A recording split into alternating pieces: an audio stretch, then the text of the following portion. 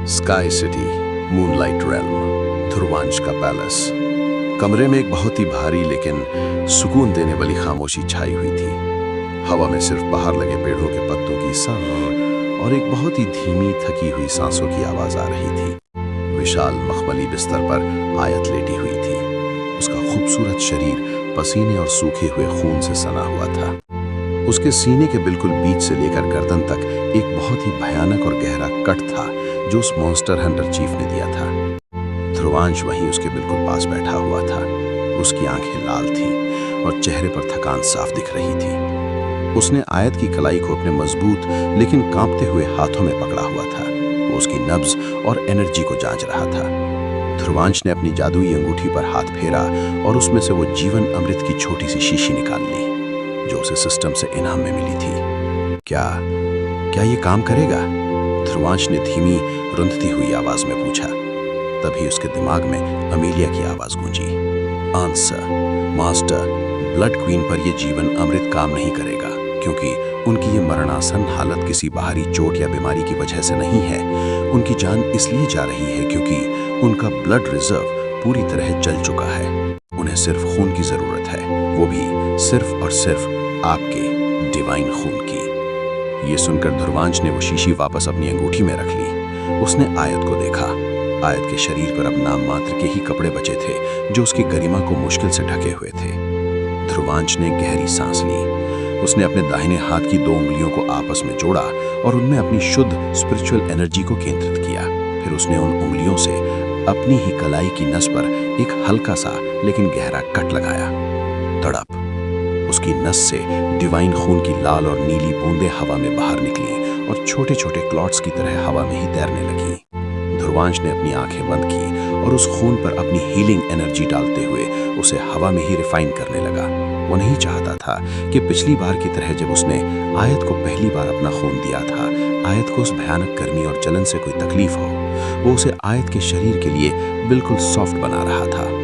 कुछ ही सेकंड्स में हवा में वो खून रिफाइन होकर एक चमकते हुए लाल रंग के एनर्जी गोले में बदल गया।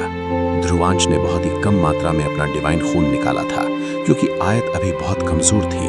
अगर ध्रुवांश अपना डिवाइन खून ज्यादा मात्रा में उसके अंदर भेजता तो आयत का नाजुक शरीर उस एनर्जी के धमाके को नहीं झेल पाता और फट जाता। एक बार वो थोड़ी रिकवर हो जाए तो वो बेफिक्र होकर उसे और खून दे सकता था। ध्रुवांश ने अपने हाथ के एक बेहद नाजुक इशारे से उस लाल एनर्जी के गोले को सीधा आयत के सीने के उस गहरे जख्म के अंदर भेज दिया। जो एनर्जी के एंटर होते ही आयत के शरीर में एक हल्की सी सहरन दौड़ गई। आयत ने हल्का सा खांसा और उसके होठों के किनारों से पुराने खून की एक पतली सी धार बाहर आ गई। उसकी बाहरी पलकें धीरे धीरे कांपते हुए खुली। जैसे ही उसकी धुंधली नजरों ने फोकस किया तो उसे अपने सामने अभी भी वही चेहरा नजर आ रहा था जो उसे बेहोश होने से ठीक पहले नजर आया था। ध्रुवांश। आयत के दर्द से पीले पड़े चेहरे पर एक बहुत ही प्यारी और सुकून भरी मुस्कान आ गई। ध्रुवांश, आप ठीक तो हैं? हम कहाँ हैं? और फमीलिया का क्या हुआ? ध्रुवांश का दिल ये सुनकर भर आया कि ये लड़की मौत के मुंह से वापस आते ही खुद से पहले फमीलिया की जंग और उसकी फिक्र कर रही थी। ध्रुवांश ने बहुत ही प्यार से अपनी उंगली आयत के कांपते होठों पर रख दी। चुप रहो। ध्रुवांश की आवाज में एक ऐसी नरमी थी जो दुनिया ने शायद ही कभी सुनी हो। सब ठीक है, हम जीत गए और वो भी सिर्फ और सिर्फ तुम्हारी बदौलत। अभी तुम दुनिया की कोई फिक्र मत करो, बस खुद को रिकवर करने पर ध्यान दो। ये बोलते हुए ध्रुवांश ने अपने अंगूठे से बहुत ही नजाकत से आयत के होठों के किनारे लगा वो खून साफ कर दिया। इस अचानक और इतने करीबी स्पर्श से आयत की आंखें हल्की सी बड़ी हो गईं। वो बुरी तरह शर्मा गई। उसके पीले पड़े गाल टमाटर की तरह लाल हो गए। शर्म के मारे आयत ने बिस्तर से हल्का सा उठने की कोशिश की, लेकिन जैसे ही उसकी मांसपेशियां हिली, एक दर्दनाक चीख उसके गले से निकल गई और वो वापस बिस्तर पर गिर पड़ी। उसके सीने का वो गहरा जख्म अभी भरा नहीं था। ध्रुवांश पूरी तरह घबरा गया। वो आगे की ओर झुका। आयत, क्या हुआ? तुम ठीक तो हो ना? आयत ने दर्द के बावजूद मुस्कुराते हुए कहा, आप इतनी फिक्र मत कीजिए। इस ग्रैंड मास्टर स्तर की योद्धा बनने के बाद हम खुद को बहुत तेजी से हील कर सकते हैं। आम हथियार तो हमें खरोच तक नहीं मार सकते।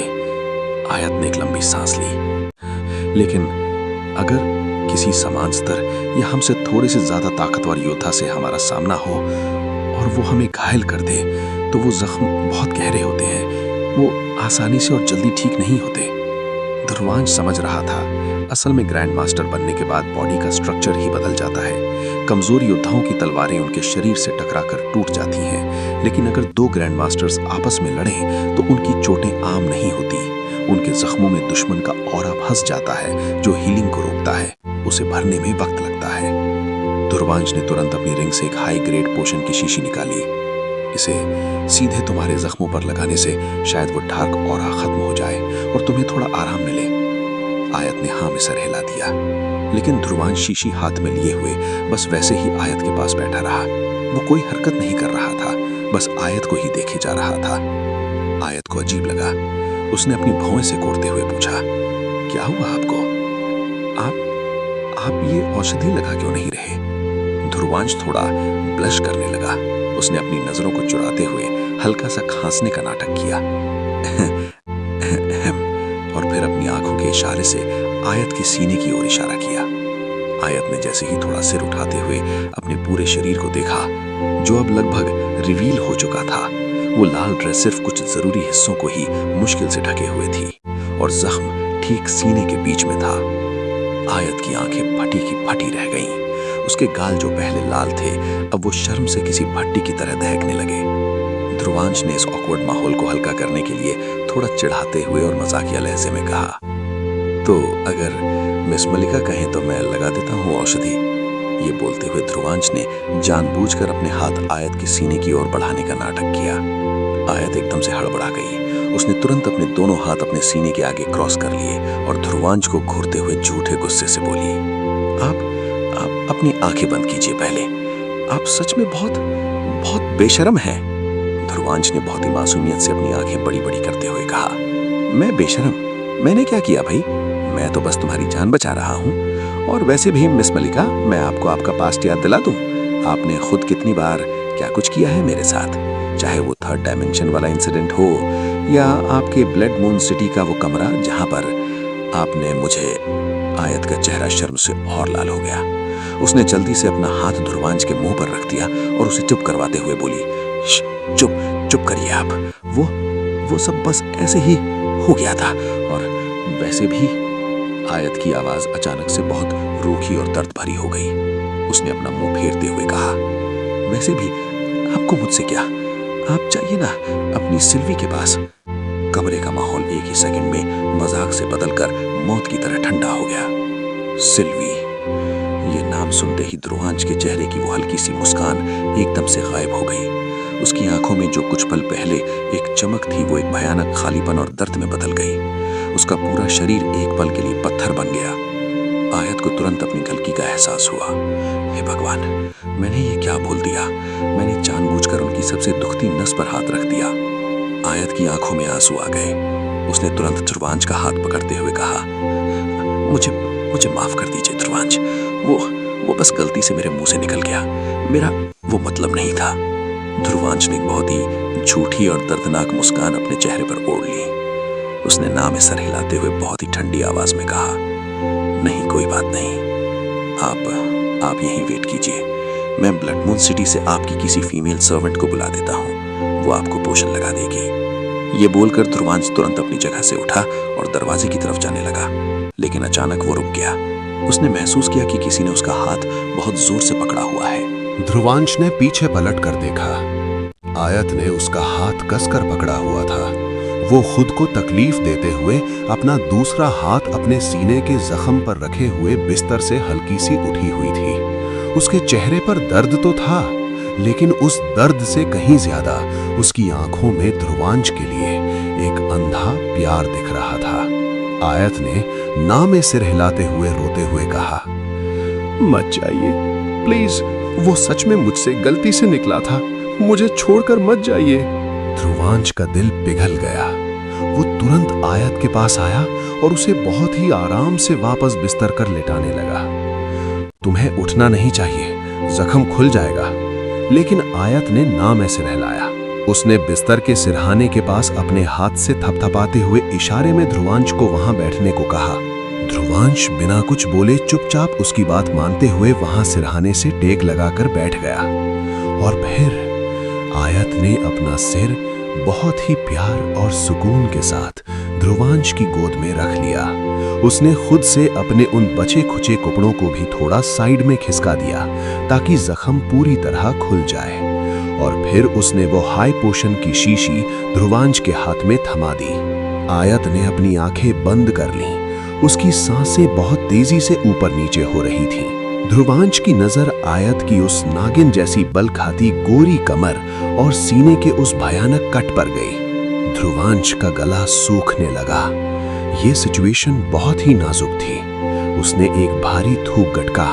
उसने एक बहुत ही साफ कॉटन लिया और उस पर वो हाई पोशन डालकर बहुत ही नजाकत के साथ आयत के सीने के पास वाले उस बड़े से जख्म को साफ करने लगा।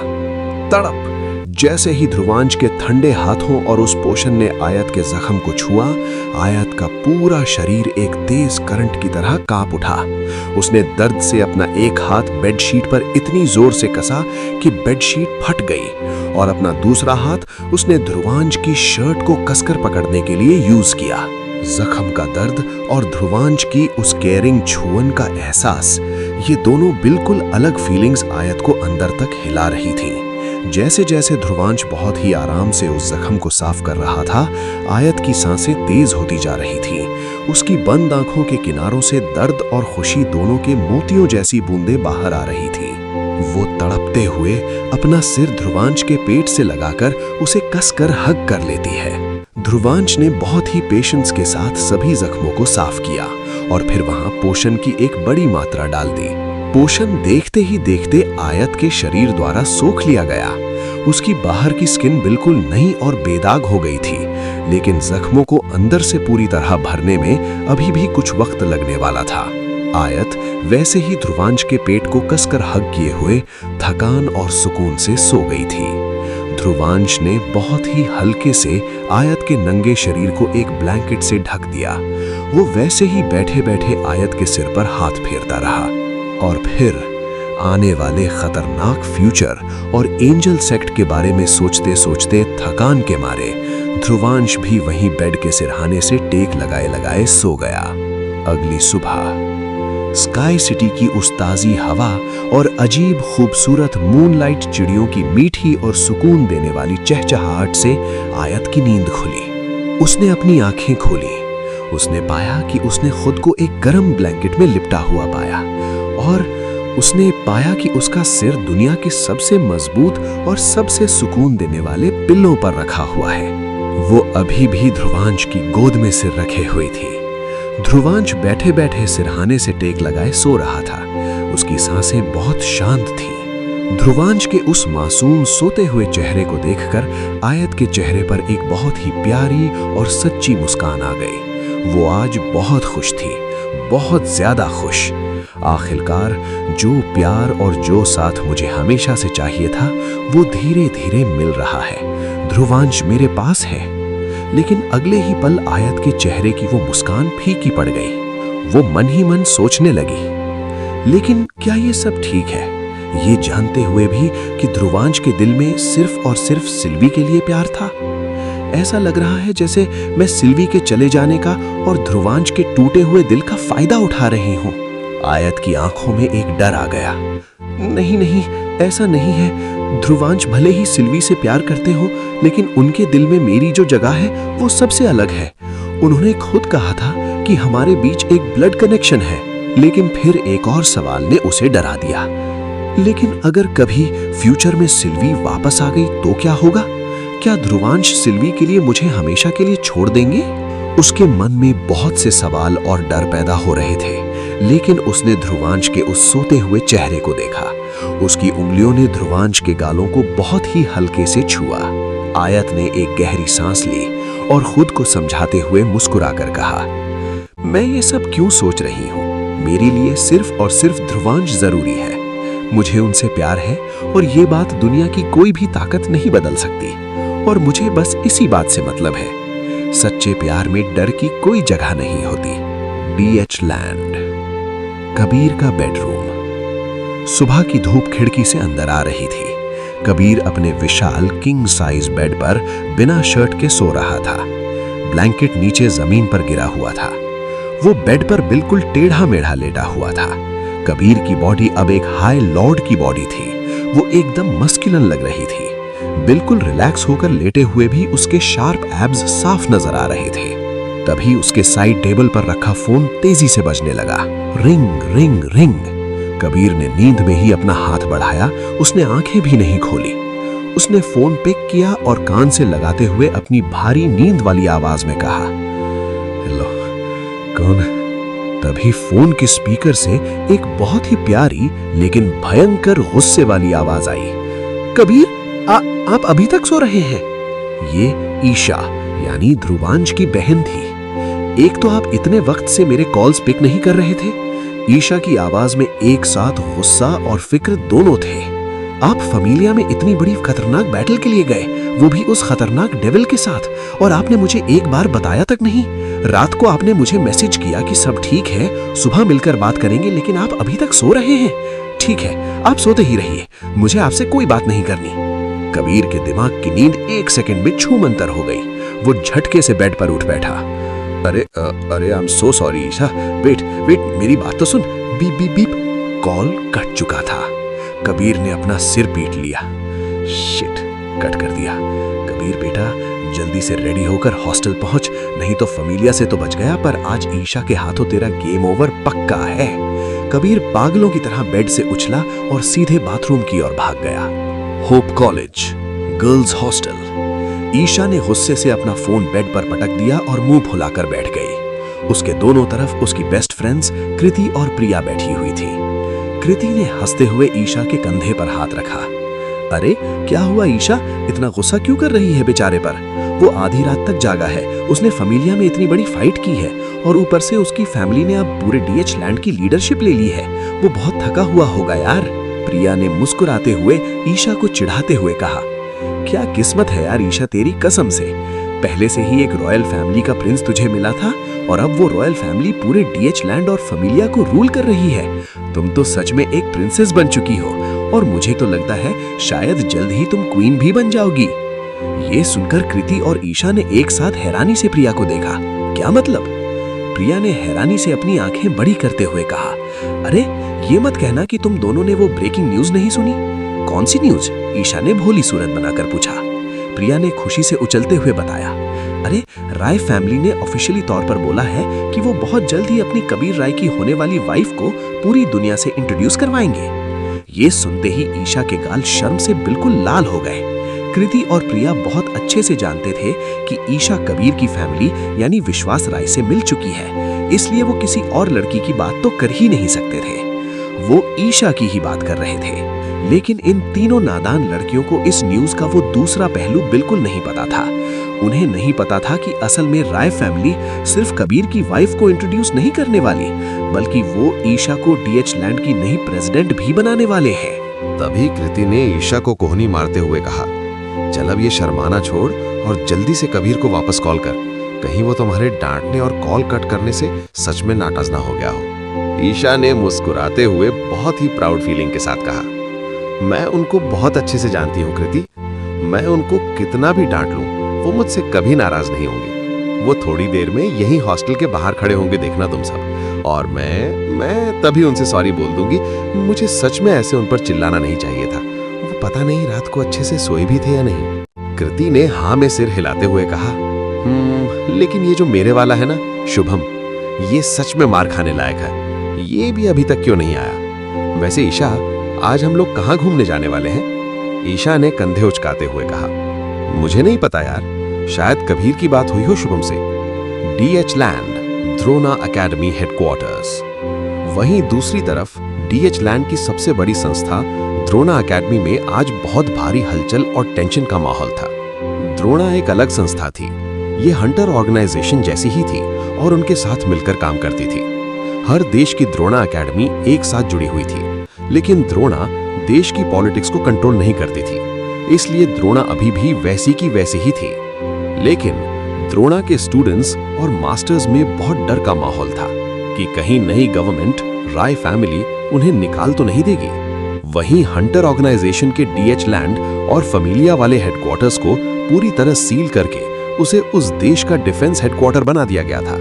द्रोणा के एक हाई सिक्योरिटी रूम में डीएच लैंड के 5 एम्परर्स आरना, रणविजय, उमंग, अमर रायचंद और शिवाय की एक बहुत ही सीरियस मीटिंग चल रही थी। लेडी एम्परर आरना कुछ कॉन्फ्रेंशियल फाइल्स को टेबल पर पलटते हुए गंभीर आवाज में बोली, ई गेट की बैटल में मारे गए हमारे डीएच लैंड के सभी हंटर्स की बॉडीज या उनके अवशेष हमें मिल गए हैं, लेकिन उस सिल्वी नाम की उस लड़की का अभी तक कोई नामो निशान या अता पता नहीं चला है।